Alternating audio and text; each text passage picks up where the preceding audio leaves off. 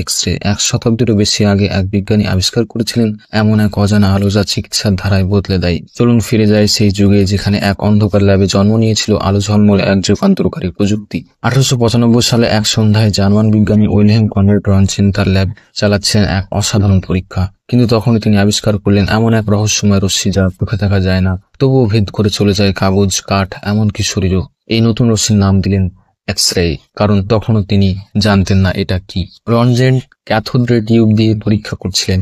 ল্যাবটি ছিল একেবারে অন্ধকার। হঠাৎ তিনি দেখলেন একটি স্ক্রিনে আলোর ঝলকানি হচ্ছে, যেখানে কোনো আলো পৌঁছানোর কথাই ছিল না। এটাই ছিল এক বিস্ময়কর মুহূর্ত। তিনি বুঝতে পারলেন কিছু এক্স রে রশ্মি তৈরি হচ্ছে, যা সাধারণ আলো নয়। দিনরাতের নির্বিচারে পরীক্ষা শেষে তিনি তৈরি করলেন ইতিহাসের এক নতুন অধ্যায়, প্রথম এক্স রে।